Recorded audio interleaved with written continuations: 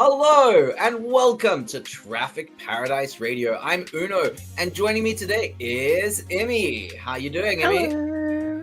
I'm doing all right. How are you? I'm good, thank you. Did you enjoy the race?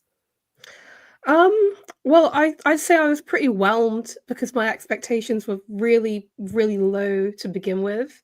Hello, Eliza and Willow. Welcome.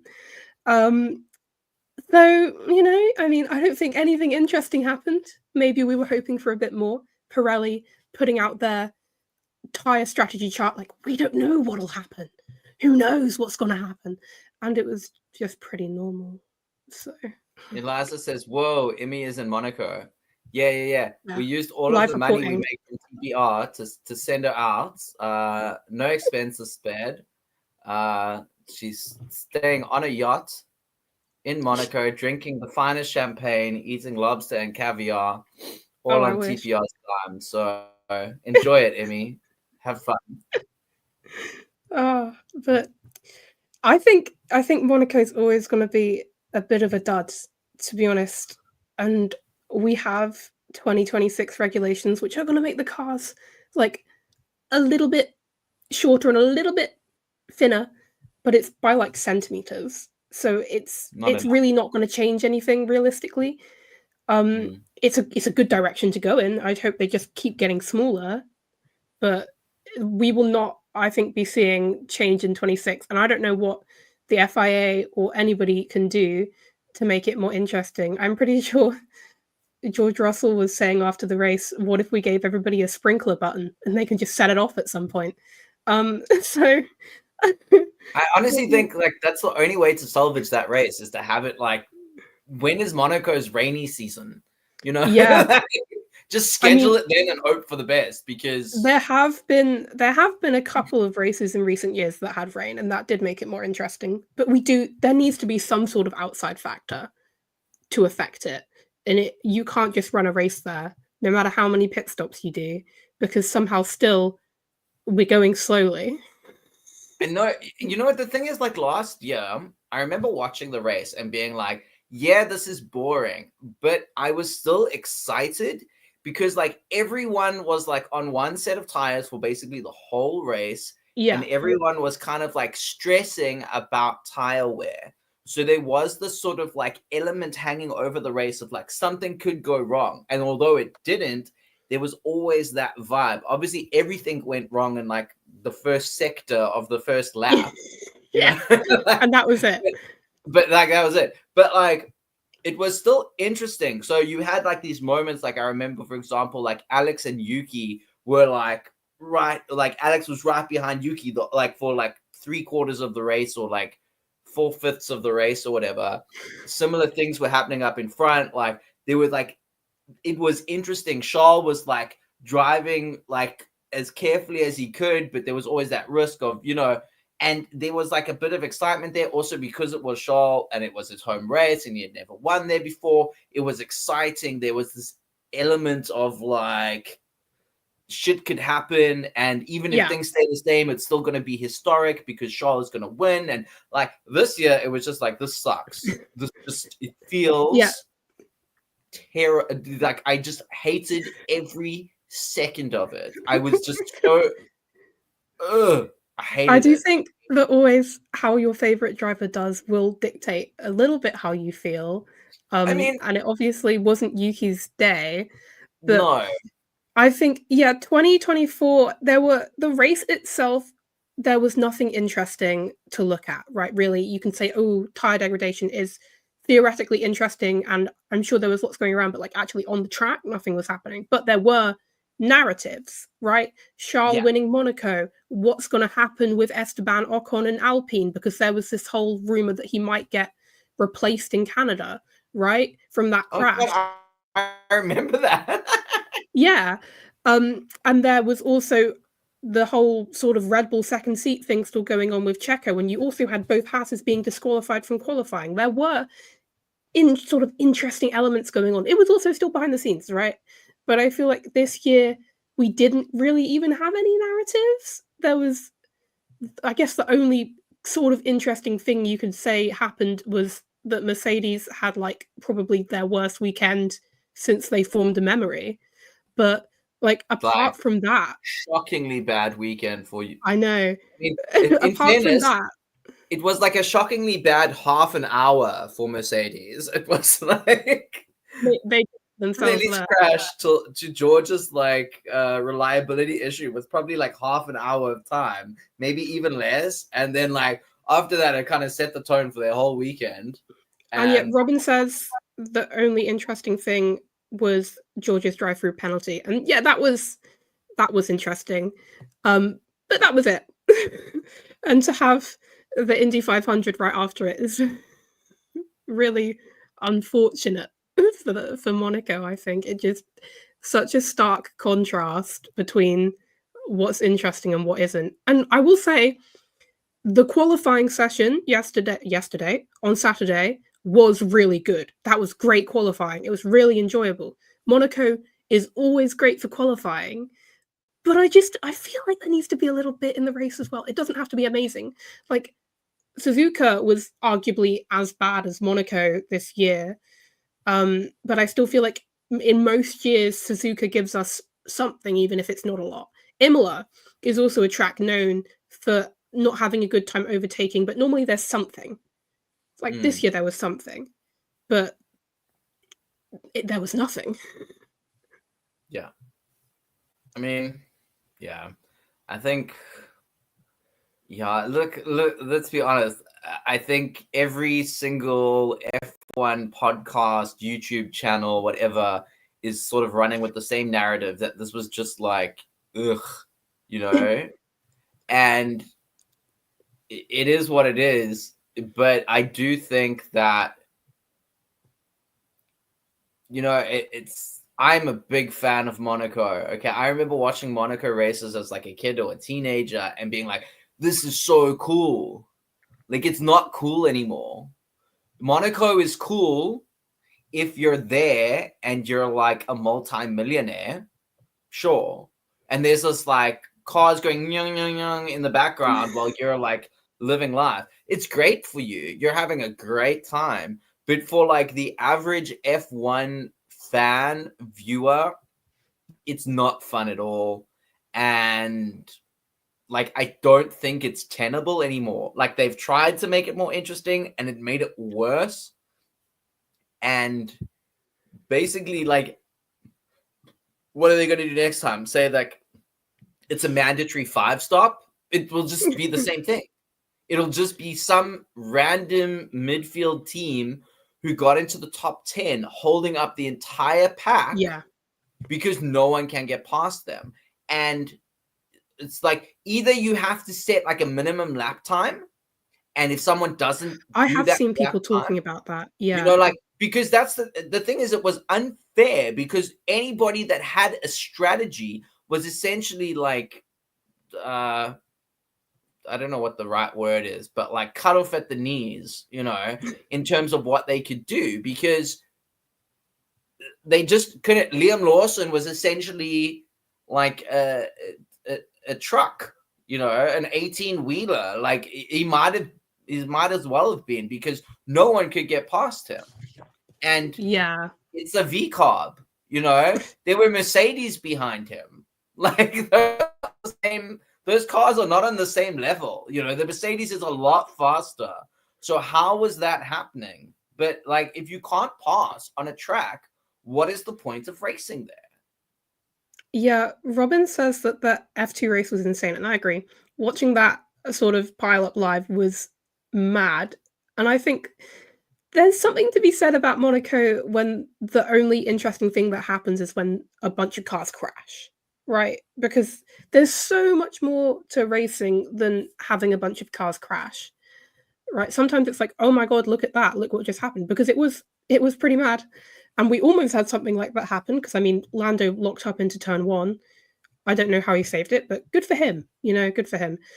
But yeah, it's just, I don't know what we can do about it, because there's always an argument that getting rid of historic tracks isn't good.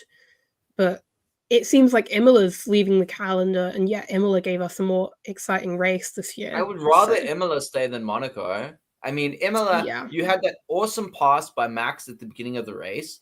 Like, and Oscar didn't even have that bad of a start. Like, Oscar had a decent start. Yeah. Like, it wasn't It was brilliant, yeah, but that it was wasn't as amazing. bad as Lando's lockup. Yeah, but no one could take advantage of Lando's lockup. And that's the problem. Like, even if you make a mistake, obviously, if you put it in the wall, like, people can take advantage of that. But provided you don't put it in the wall, like, no one can touch you. And that's Yeah. not racing. That's like, you can be 5 seconds a lap slower. You can lock your tires like on the opening lap. Like, it doesn't matter. Like, no one can take advantage of that. I think there was one overtake the entire race, and it was like Kimmy on Bortoleto. That was the one that put Bortoleto in the wall, though, wasn't it? Yeah, I'm sure there was more than one, right? There must have been a couple. I mean, there was George, but he got a penalty for it because he did it illegally. Like, I think there was like that's the only legal overtake I can think of, and I think they kind of switched places. Like, so there's technically 2 overtakes because like Lance did an overtake. Robin just said, I don't remember on who, but it was nice. It was like out of the tunnel and around the corner. Okay, so Very we've got scientific 3 overtakes. like, Yeah. you know. Anyway, I think we can beat this sort of into the ground until it's pulp, and there'll still be more to say. So Yeah. let's move on to the race results. So obviously the top 4 stayed the same, which is technically like on paper an improvement from last year, because last year was the top 10 stayed the same. So there's that, I guess. And then, yeah, double points for RB and for Williams. So they obviously capitalized on this as much as they could. I feel like Ollie put in a really good drive given where he started, and I'm pretty sure he had a pretty diabolical pit stop as well. Yeah, I think they brought out Esteban's front tires instead of his and had to go and pull them back and switch them around. And he was P12. So congratulations to him. And yeah, Alonso running, it was P6 or P7, and his engine fails, which there is something to be said now. There needs to be a worry for anybody with a Ferrari engine and a worry for anybody with a Mercedes engine, because there have been like, give or take, 2 and 3 mechanical DNFs either side for those power units, which is, I feel like, already a lot more than we saw in 2024. I feel like 2024 was a very sort of mechanically nothing's going wrong year, but this year there's been stuff. But that's that's 7 teams that you just mentioned. Anyone with a Mercedes or a Ferrari engine, that's 7 teams. Yeah. Well, there you go. So who's coming out of that ahead? What's that? Red Bull and RB. As a very proud Honda Alpine merchant, I gotta be happy about that. Let me take some joy out of this weekend. Yeah. So 3 teams, and Alpine already have a power unit issue, really, if you think about it. So, Honda. Alpine is the issue, yeah. Yeah. But yeah, I'm gonna come on to Mercedes' strategy in a bit, because I did some soul searching last night and decided to change my purgatory because Mercedes has been shocking. But yeah, I think notable as well here, Esteban scored 6 points. And those are, I'm pretty sure, Haas's first points in Monaco, I want to say, for 6 years, which is great for him and for the team. I think really good drive getting up there. And I'm pretty sure he gained a position. I think he started P8. So good from them, good for the team, good strategically. You know, I don't know if you want to talk about some strategy that didn't work out. What do you mean, Yuki? Look, there was this idea that if you like pitted early, you know, I kind of feel like yeah, it didn't make it, like, nothing mattered. Yeah. Sainz would not have gotten a point if Alonso hadn't DNF'd. Okay, so essentially, Sainz qualified P11, if I'm correct. Yeah. Yeah, so he just moved up into the top 10 because Alonso pulled out. Everything that happened behind Sainz made zero difference to the race. None whatsoever. You could have put some people changed tires 4 times. Some people changed tires twice. It didn't make any fucking difference. Nothing. So just horrid vibes all round. I mean, if we want to talk about strategy, the biggest strategy blunder of the weekend was what Red Bull did to Yuki in qualifying, because they put him out on a set of used softs when he was begging for a new set, and then he went slower than his initial time in that session, and thus got kicked, and thus got he didn't go through to Q3. So, and Red Bull admitted that, one of the people, I can't remember who. And Yuki, when Yuki fucks up, Yuki will always say that it was his fault. Always. This weekend, Yuki was like, this is unfair. He essentially said this was not my fault, but he wouldn't say that. He's like, he was angry though, because he knew that he got. Can I swear? Fucked. I think I've sworn. You've sweared like 10 times already. He was like, no, I got fucked over big time this weekend.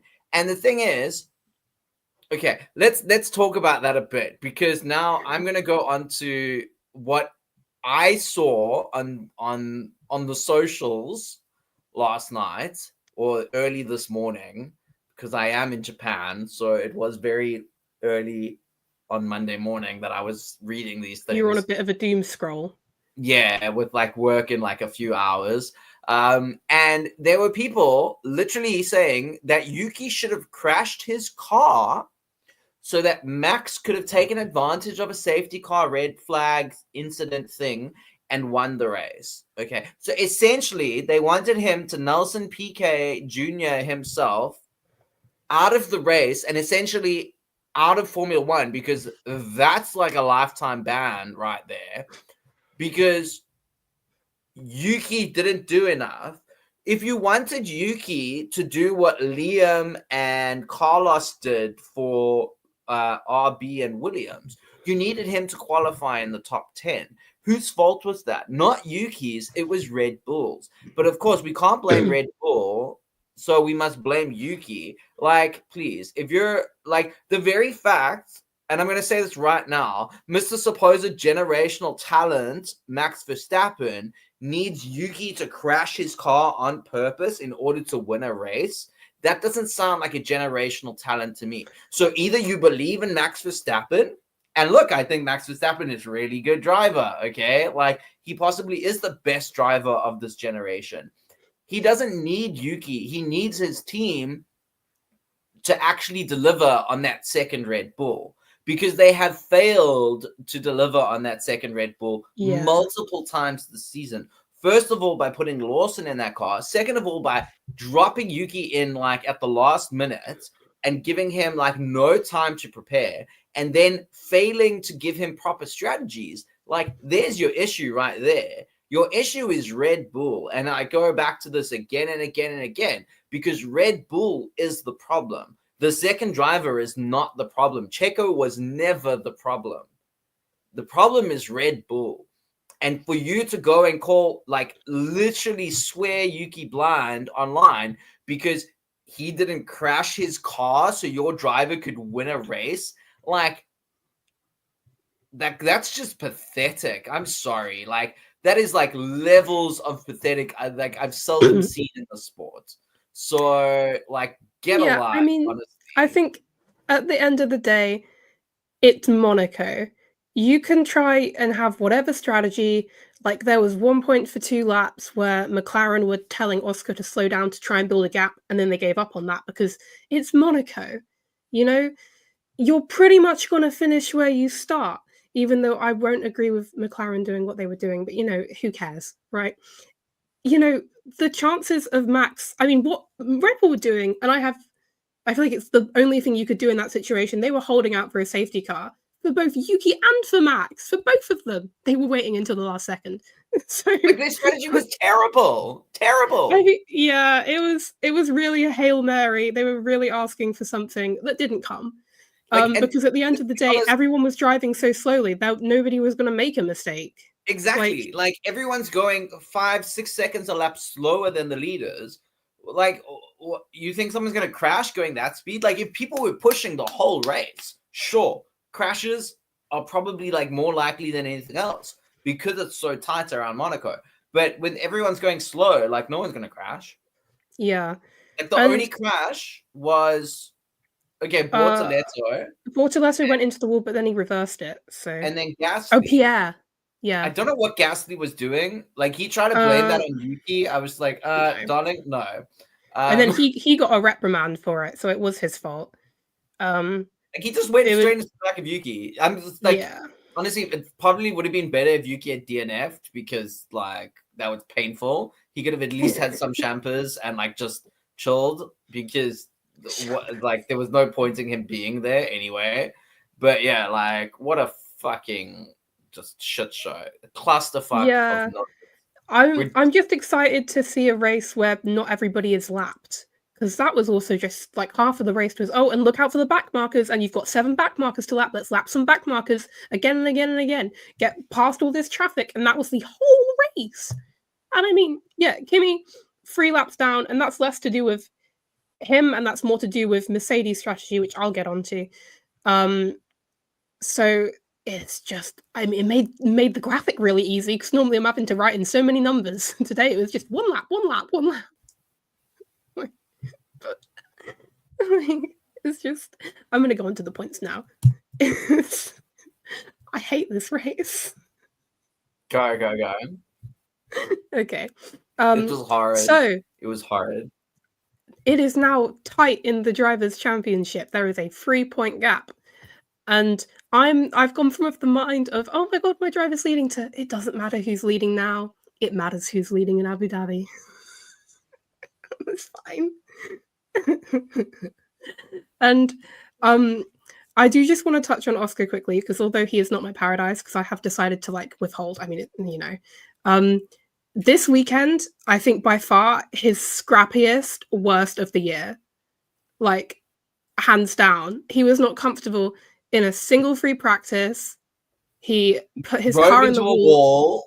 For the first time since the Netherlands 2023, he caused a crash by himself. It's like been almost 2 years. I was shocked when I saw it. I was like, what? Oscar? Yeah, I was shocked. It was on the live camera. That's what really got me as well, because they were like following Charles. I think he was either setting up for a lap or he finished the lap, and it was just wow. I was like, what?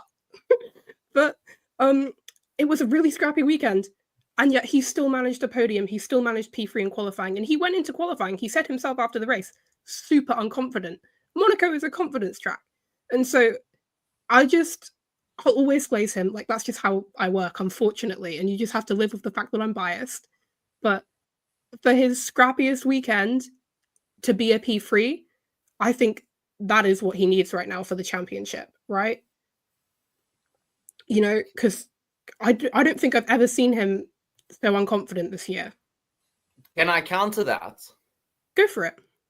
So, for me, I think it's far more impressive. How many wins does Piastri have this year? 4. How many wins does Lando have? 2.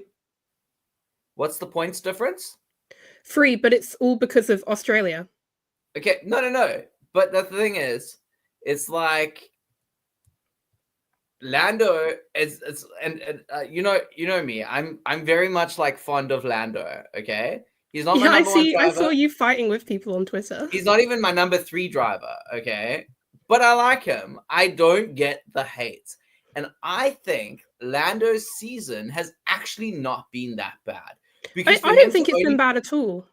For him to only be 3 points off the lead, despite having half as many wins, is, I think, pretty good. Okay, how many wins does Max have? 2. So Max has 2 wins.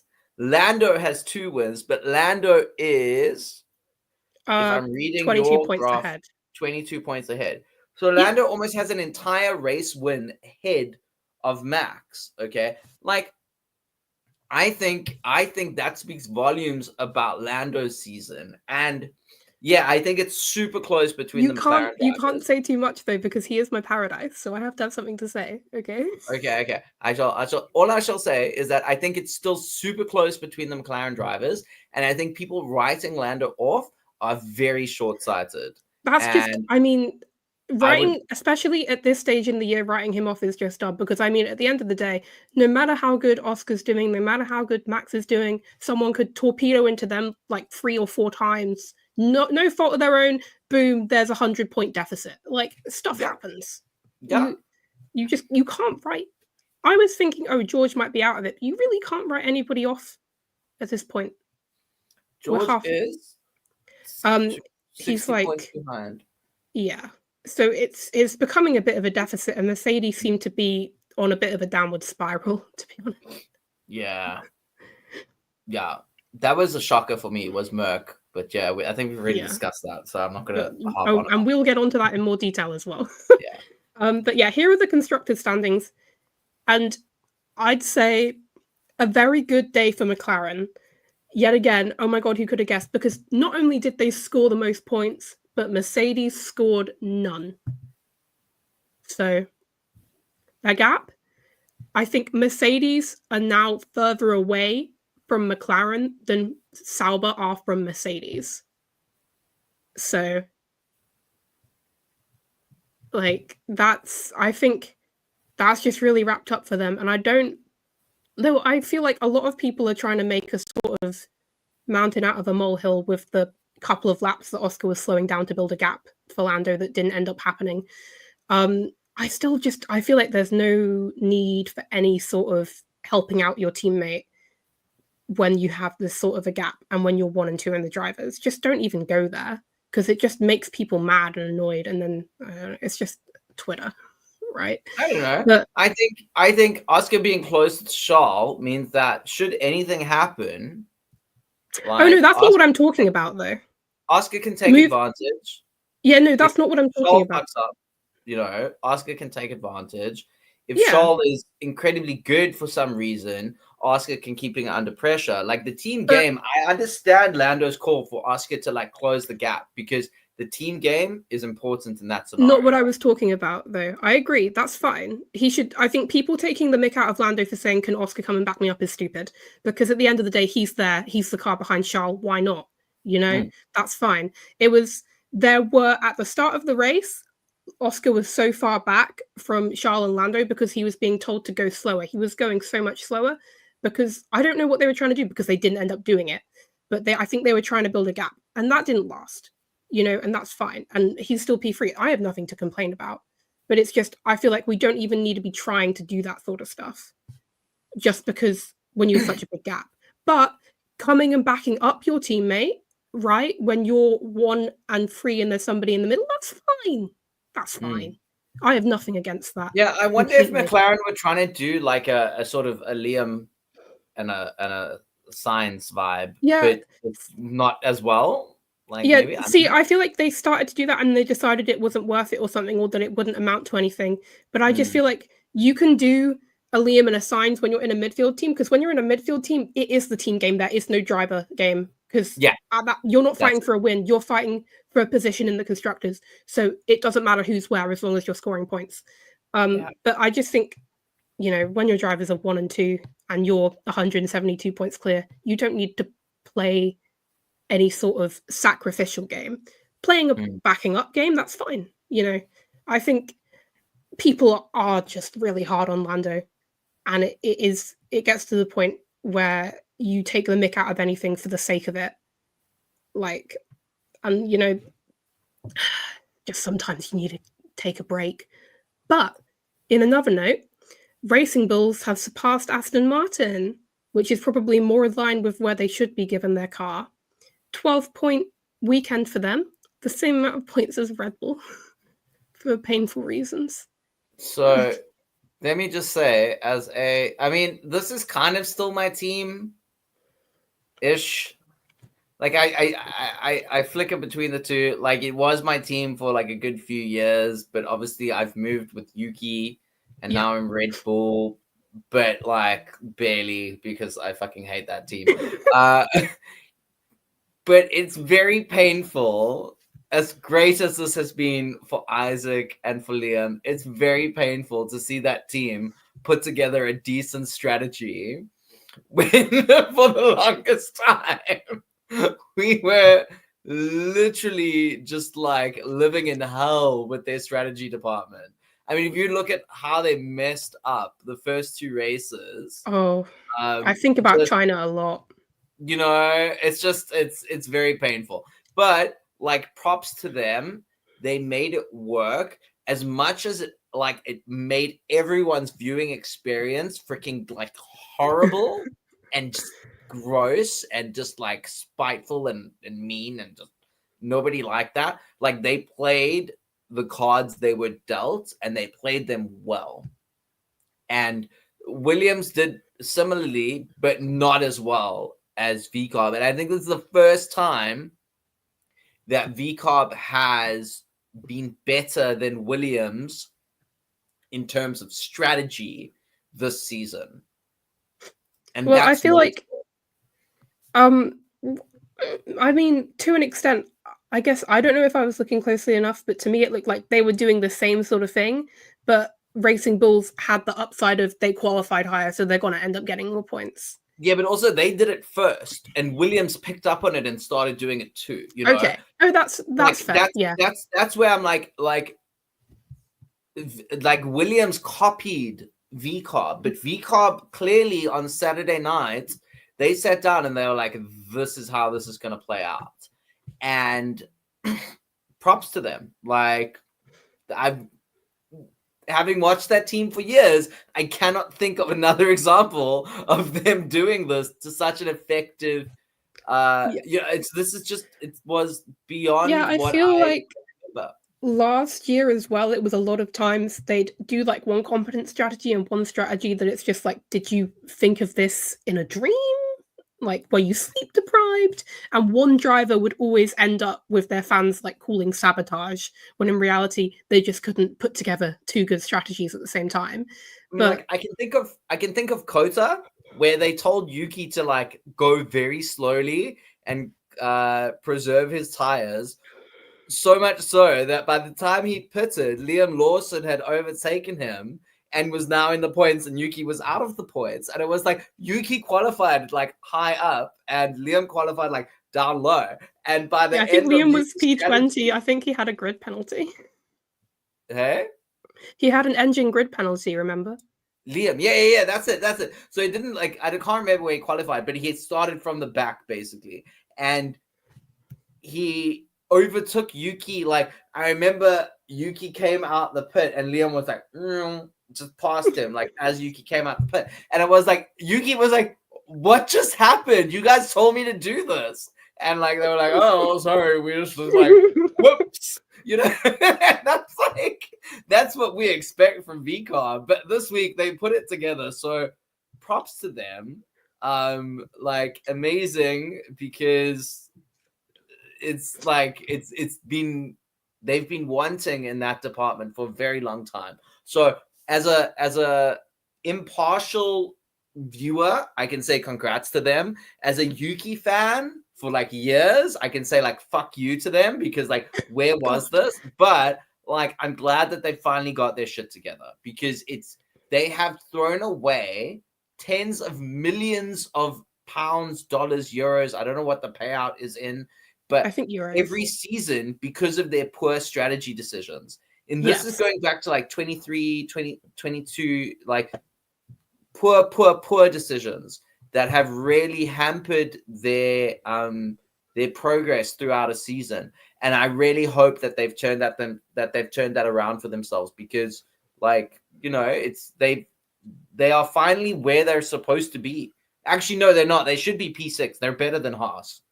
But Yeah, I think yeah, Haas has a lot more peaks and troughs, and where Racing Bulls should have had peaks, they had troughs anyway. So, um, Robin basically. says the quali strategies for Williams with Alex in Bahrain and Saudi were actually really bad. I feel like I don't watch Alex and Quali enough closely because like I have not picked that up, unfortunately. Robin, you don't talk too much. You're talking just the right amount. Don't you stress. It's all good. Exactly. Yes, absolutely. So please expand. It's I want to know. Yeah. Look, I think we've really just. I mean, we have to do another section of like really bad things this weekend, but let's just I think move on now because we're gonna this cat They is sent him out too late one race and too early the other. I feel like I remember the too early. You know. Yeah, I get that. I think I remember that actually. Yeah. So Williams can sometimes put together a strategy, but that strategy always seems to be, and one driver will now tow the other around, or one driver will now build a gap for the other. Okay, so this is our Paradise and Purgatory section where we send some devilish candidates down to Purgatory and uplift some lovely candidates to Paradise. So, Immy, who is your Purgatory pick for the weekend? Now, originally it was McLaren, but I did some soul searching and I've gone with Mercedes purely because Toto didn't know it was a two-stop. I don't know if that was true. Really? I don't know if that quote was true. Came from him. Because they waited so Kimmy, like on like the 70th lap or something, hadn't stopped at all. Like at some point, I don't think that quote was real. I saw it too, and I was like, "What?" And then like there was like giggles in the comments, like "ha ha ha." Okay, and I was like, I mean, even if it was fake, the fact that they didn't pick Kimmy until like lap 70 the first time, something mad like that, was just incredibly illogical. Right now, they were starting out from a bad point, obviously, which maybe wasn't really the team's fault. Like, they can't predict that a car's going to die, and they can't predict that one of their drivers is going to crash. Robin says apparently there was a clip, so maybe it is real. I mean, you know, I sort of thought it might. The interesting thing about the race is whether or not Toto said this thing. Like, I mean, I didn't have like the willpower to research. But the fact that they just didn't pick Kimmy, and then he ended up 3 laps down, no in part to his driving, but because of that strategy, right? And then for George, I'm pretty sure he would have been in the points if he didn't get that drive-through penalty. So that's less on Mercedes and more on him being frustrated. But I have nothing against that because being sat behind a Williams, man, that must be horrible. But it just, to have, I don't think, I read something somewhere that nobody has been 3 laps down since like Nikita Mazepin won race in 2021. So like that says something because Kimi is so much better, and that's all down to their strategy. There should have been a way to salvage this somewhat, at least get a car in the points, and instead they managed to have one of their drivers finish last. Like, I don't think it was possible for them to get in the points. Like, I really don't. Given what was happening with the Williams and the V-Carbs, like, I don't think it would have been possible for them, regardless of how good or bad their strategy was. Like, I just don't think that it was physically possible for them to get ahead of those cars. I do think maybe they could have finished higher, though. Kimi definitely. Kimi didn't start. Definitely could have finished higher. Because, I mean, Ali started last. And he finished 12th. Yeah. Movement was possible. Finishing higher was possible. Finishing in the points, I think, was just not going to happen for anyone other than Sainz and everyone who had started in the points to begin with. Yeah. I mean, we can say what could have happened, and we'll never know. So I think, let's leave it there. I read something and then I didn't see it. Oh, yeah. I giggled at George saying he'd take the 5 seconds, then it ended up as a drive-through. I thought that was funny as well. The stewards were like, "Don't fucking try us, bitch." And the fact that if he hadn't said anything, it probably would have been like a 5-second penalty. But I read the report and it was like specifically because he said this and so didn't show any remorse. So we give him a drive-through. It's like, to me, it's the funniest thing that like George Russell, who's like Mr. like play by the rules and like everything. He was the one that was just like, I'm so over this race that I'm just gonna break the rules. I'm gonna like go against everything I stand for. Like the amount of frustration that man must have felt to do that is just crazy. Yeah, it's I'm so excited that we don't have to be here for a year. Yes.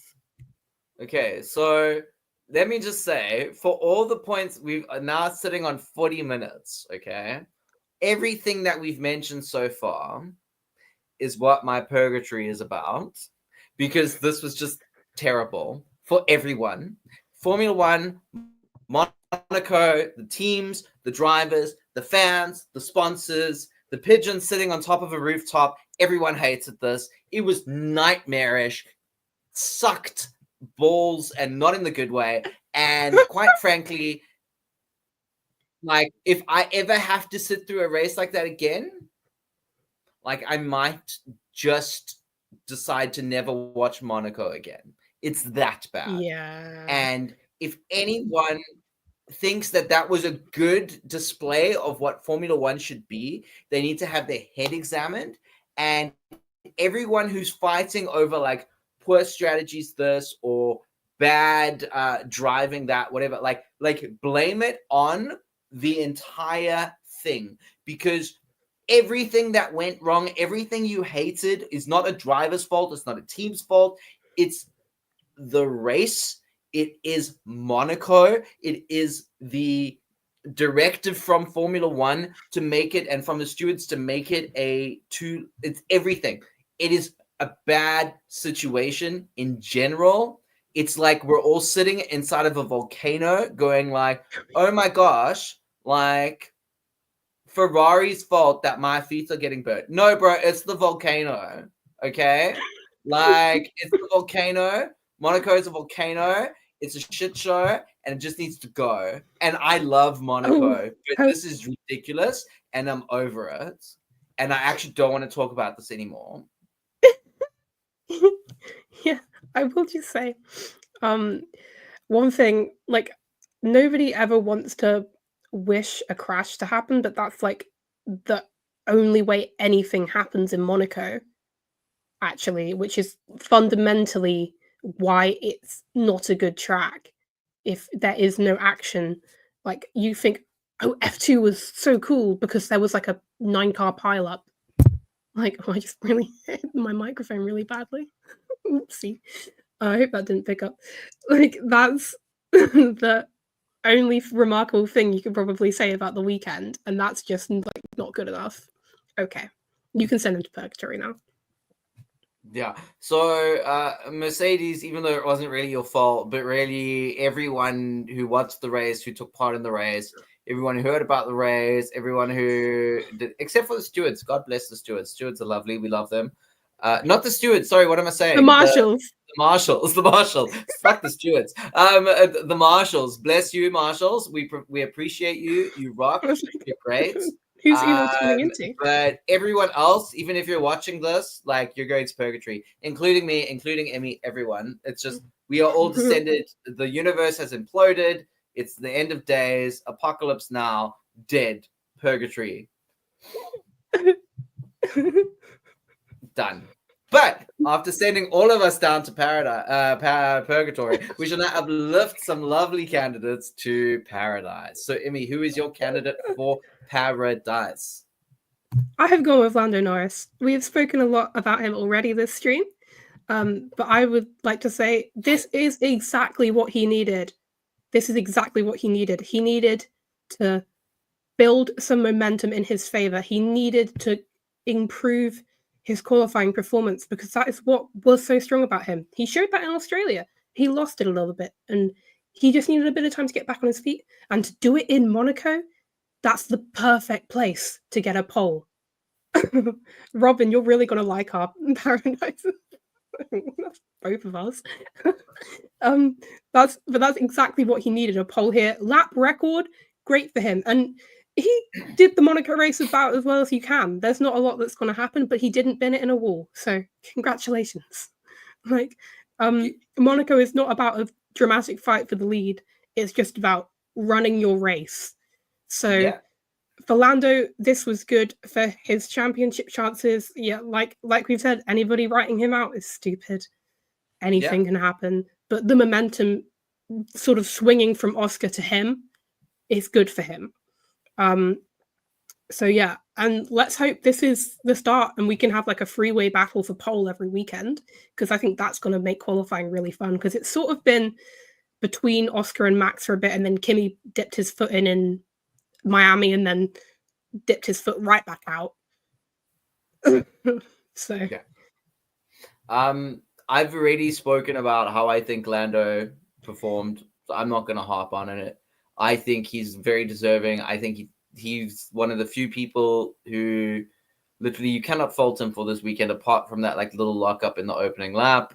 yeah, Like he did what he had to do, and especially when the pressure was piling on him and people were starting, he was like, "I got this, bro," and he did it. So well done to Lando. I think that's a brilliant pick for Paradise. I don't really feel like we need to say more than that, unless you want to add anything. no, I'm good. I feel like we've spoken a bunch about him already. So Okay, so I just want to address Robin. She says, also, can I nominate Liam for Paradise? I'm so happy for him. No, Robin, you cannot, because I'm nominating him for Paradise. Okay, so Liam Lawson, not only did he get his first points of the season, congrats to him, and he got 4 points. yes, Is that right? 4 points, yeah. Brilliant 4 haul. points. But more importantly, Liam learned a valuable lesson this weekend. He learned how to make friends. And he won because of it. See, we can do both things. And I think that this is a great moment for Liam to learn what he did wrong in the build up to this season and at the beginning of the season, when he was talking about that, like, I'm here to win, I'm not here to make friends vibe. Because what he did this week is he played the team game. Okay. He helped Isaac secure a top 6 finish, which is monumental for the team because it leapfrogged them up the rankings. And Liam also gained because of that. Okay. So Liam learned the valuable lesson of playing the team game. And I think that was severely lacking. If maybe he did always want to play the team game, but he never acted in that way. And he certainly didn't speak in that way. So I think for him to get points in this way, like, I'm proud of him. That's growth. It's character growth. If he was a character in a series, you'd be like, oh, look at that arc. What a wonderful character arc, you know? And so well done to him. He Lightning McQueen, you know. This is like second act Lightning McQueen, and that's wonderful. So well done to Liam. I think he deserves the points he got. As much as I hate the strategy he and his team implemented because it made the race horrible for everyone else, they did what they had to do. And Liam sacrificed, in a way, his own race to help Isaac. And that ended up helping Liam out as well. Because then William saw what they were doing and William started doing that, which protected Liam. So Liam led by example and flourished. And he made friends. Yay, Liam. Congratulations. I know that sounds patronizing as fuck, but I'm really happy for him. I think he did very well this weekend. I hope this is the start of him finally finding his feet again, because I mean, obviously, you can have your opinion about Liam and his performance at Red Bull, but the way Red Bull handled the whole thing was just very messy. He really shouldn't have been there in the first place, but they put him there and then they flip-flopped instantly, and that's got to be a blow. And I imagine that's why, you know, he hasn't been scoring points, he hasn't been in Q3, because you've really just got to find your feet, steady yourself, and refocus. And I think he has. And like Lando getting back on pole, to do it here in Monaco, first points, first Q3 of the season, is great for him. You know, it's a confidence track. This shows that he has confidence now. Yeah. He's got this and he's got this. I got points in Monaco. I got to Q3 in Monaco, and he can have that as something like, I know I can do it. and that should help him more. Yeah. So 100%. yeah, and I'm very happy for him because it was looking just a little bit dire for a bit, because obviously there's always so many Red Bull juniors waiting in the wings. It's all, who is it going to be next? Arvid Lindblad. Oh, he's got the points for a super license now. But you know, this is exactly what he needed to find his feet. So yeah. So on that note, Lando Norris and Liam Lawson, for pleasing the gods of motorsport, you're granted entrance into paradise. Ascend. Oh. But who do you think should be sent to paradise and purgatory? Let us know in the comments down below, or if you're in the chat, you can share it there. Robin already shared their point of view. and we all agreed. And we appreciate that. But yeah, if you're watching this after the fact, please leave a comment. Who do you think was the paradise candidate or the purgatory candidate of the week? And while you're doing that, leave us a like and consider subscribing because it helps the channel.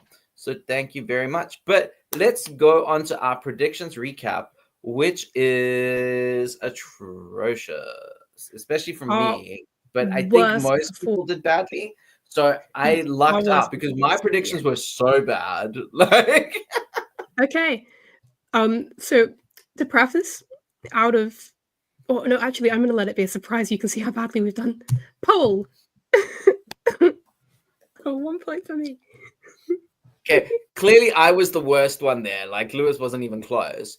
At least like Max and Oscar were like in the conversation, barely, but like they were in the conversation. I'm honestly quite gobsmacked that none of us went with Charles. I think I was thinking, you know, that the Ferrari just wouldn't have the pace, but I'm pretty sure they like brought the like a 2024 wing out of storage for this. So they unlocked something. My entire like predictions was all predicated on like quali being like a nightmare.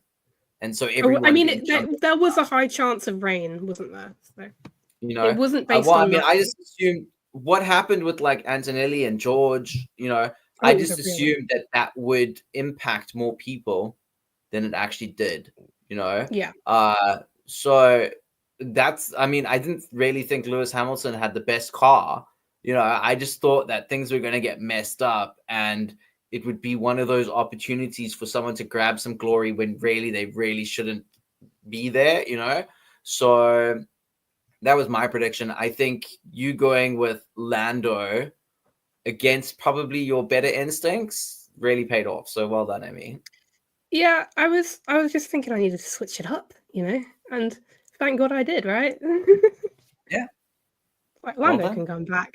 Yeah, and of course, all your usual suspects, and then Lewis Hamilton. And then it just gets better. Nobody got this one right.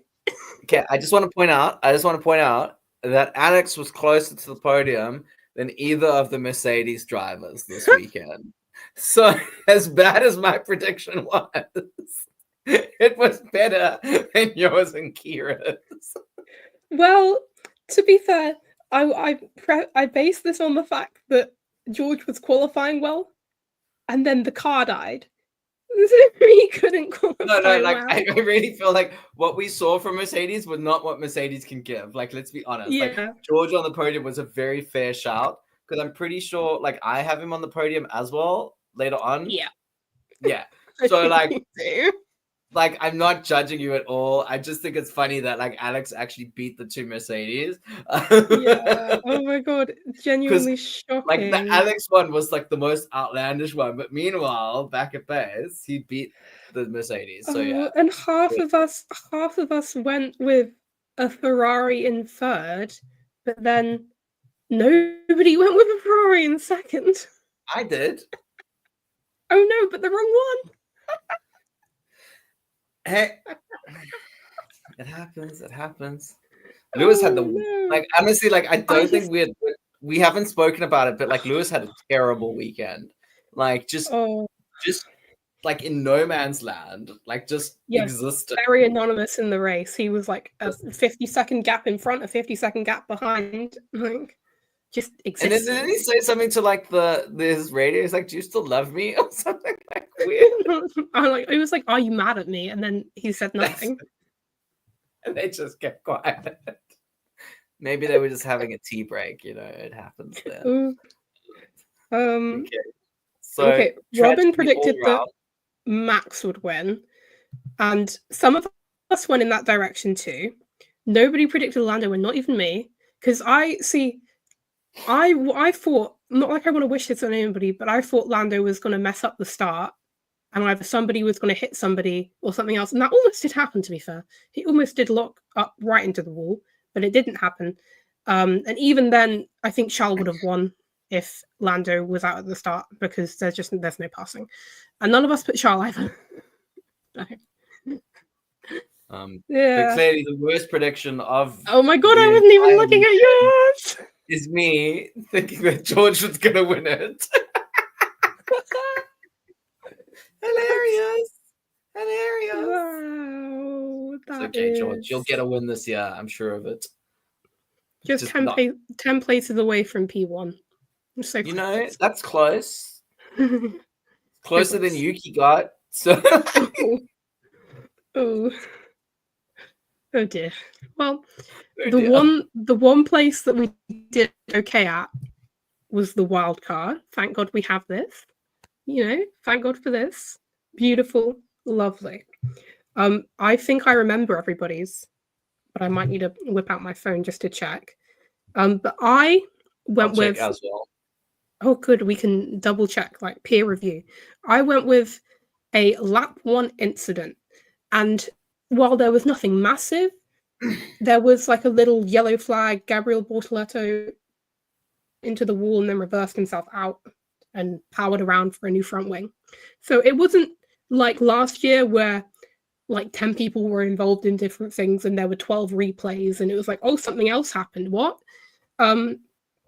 But there was certainly an incident. So I pick up a point for that. Kira predicted a top 4 team DNF, and although it wasn't really anybody's day in qualifying, no top 4 team member DNF'd in the race, which is unfortunate for Kira. Despite Pierre Gasly trying his best, it just didn't happen. Yeah, I think Kira paid Pierre to make that happen, but couldn't pay off. And then Kay predicted that there would be a teammate collision, and with the way that race was going, nobody was colliding with anything. So, and then Uno. I predicted a quali crash. Thank you, Kimmy. Appreciate it. But yeah, I mean, and again, like as I said, like my entire podium was predicated on my wild card prediction. So I got like the ingredients were there. They just did not souffle in the right souffle way. But at least I get 1 point, so I'm okay with that. Yeah. Why is Toto looking sad? I'll get to that. Don't worry. Lee predicted that there would be somebody in the top 5 of the World Drivers' Championship not reaching Q3, and thank God George's car failed, so Lee could pick up that point. Lee was obviously in there tinkering with the gearbox before the race, qualifying, to make that happen. So congratulations, all your hard work paid off. And then Neve predicted 2 cars DNF, and 2 cars did, though not in the fashion of last year. But Pierre's was actually quite a dramatic crash. And then Lacey, sad Toto Wolff. Something I thought, now this is a wild card, right? This probably won't happen, but let's put it in there for a laugh. Mercedes score no points. Was the prediction. Lacey, what did you know and how did you know it? Like, what's going on here? That's crazy. Like, out of every round, congratulations. Because actually, At first, I think Lacey did RB no points. And then said, oh, wait, should I do Mercedes? And I was like, yeah, Mercedes, because that's more, that's more interesting. Wild. RB got double points. Mercedes got none. So if it had been the other way around. But like, this is what I feel like wild cards should be. It's like these. It's a literal wild card prediction. Like Merc getting no points. That's crazy. And it's beautiful. I actually feel like my wild as wild as my podium predictions and pole predictions were, my wild card prediction was pretty tame. Like, yeah, someone's gonna crash in quali at Monaco. Shock horror. Like it's obviously. Did anybody crash in quali last year? I mean, the thing is, what I'm saying is like it's more likely than not to happen. Just because it didn't happen last year doesn't mean it's not going to happen. I mean, like, it might have happened last year, and I don't remember, to be honest. Yeah, I mean, but you can only go so wildly because you also want to score a point. So yeah, I think it's fine as long as it's not like my podium was so wild that I had to go a bit more. Like we've banned Kimmy Antonelli points. He actually has been on a pointless streak. Banned Alex Albon points. I think double Williams done. None of that anymore. Spice it up.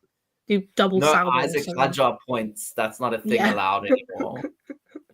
Unfortunately, saying that Yuki Tsunoda might score points is still very much a valid wild card prediction, which sucks.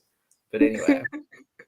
And then, finally, last but not least, Willow predicted that a Ferrari power unit car would DNF, and that didn't happen despite Kimi Antonelli's best efforts to make Gabriel crash into the wall. He didn't DNF. So.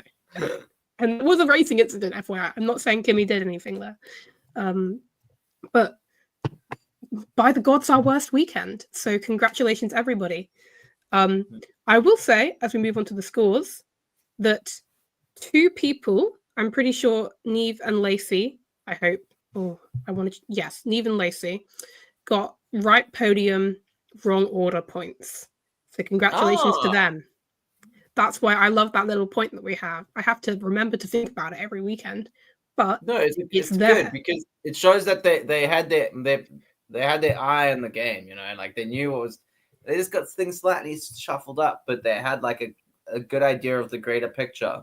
So good for them. Indeed. And would you look at that? I have extended my lead. I'm still in second. I'm good. Yeah, Neve's joining me. We're coming for you, me. Like Neve is catching up to you. I mean, I got a point this week. It's not like I'm falling down. I picked up a point. No, there is that. Kira fell down. Like I'm still in P2 after that ridiculous podium prediction. Come on, like I'm good. I'm good. Yeah. Okay. We'll take it. We'll take it. Yeah. And that is everything, I think. I'm coming for you. Neve's coming for you. Okay, Neve. Bring a lamb so I can have a pet, please, when you come for me. I want to. Oh, how did that come up on the screen? How did you do that? If you click on a comment, it shows up. If I click on a comment, does it show up? No, I don't know if it does for you, but it does for me because I'm running it.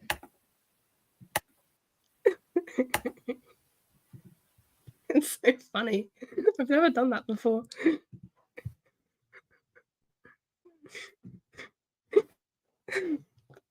Anyway, okay, that's beautiful. Fun. So we can put people under a spotlight. No, you're here. Oh, okay. Robin doesn't like it, but I think that's scary. I hate it.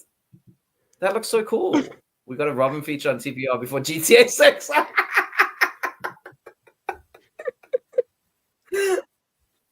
That's so good. So, oh my goodness. If any of you guys are writing weird stuff in the comments, I can air it out to the whole world. So be scared. Yes, I hold all the power. Scared.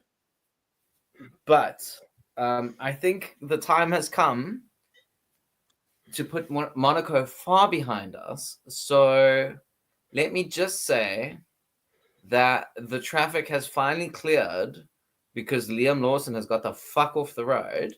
And we can all make our way out of Monaco and go towards Spain. So Thank God. goodbye, Monaco. We will not miss you. The only nice thing about Monaco is that I get to see Princess Charlene every year. She's South African, so yay her. But other than that, like, waste of time. But she's always serving such like fierce looks. So we love Princess Charlene. I don't think I And even watched the podium this weekend, to be honest. I think I just like turned it off. oh, she had a lovely moment with Oscar where she tried to give him the trophy, and he was like, "No, that's not mine. That's Charles." I saw that though. So I thought that was quite sweet. So they had this little moment, and she was like, "Oops." I had to. So, yeah, I went and had like a contemplative shower right afterwards. I was like, I can't do this. I could just picture Immy just like hand against the wall, just like water pouring down, just like crying, and it's like sad music. I wasn't crying. Preface. I was having a mental breakdown through the whole weekend. After the race, I was fine. Got like Lana Del Rey playing in the background, just like anguish. Okay. But yeah, so please, as I said earlier, make sure you're subscribed, because on Wednesday we are coming back with a brand new episode of CPR where we will be giving our predictions. Because sometimes my accent changes. Why are you British? Like, we can all ask these questions. But also sometimes I have to speak like an American in class so that the kids understand me. That's so funny. Also sometimes on like like voice activated things. Like if I'm searching YouTube with my voice, I have to talk like an American, otherwise it doesn't pick me up. It doesn't understand me. It sucks. But anyway, that's a completely different issue. So thank you everyone for tuning in. Subscribe so you can catch our next episode on Wednesday, where we will discuss our predictions for the Spanish Grand Prix. And hopefully they'll be better. Sorry? Hopefully they'll be better. Like, yeah, don't come to us for the lottery numbers. Yeah, please never do that. But yeah, other than that, have a lovely rest of your day or night.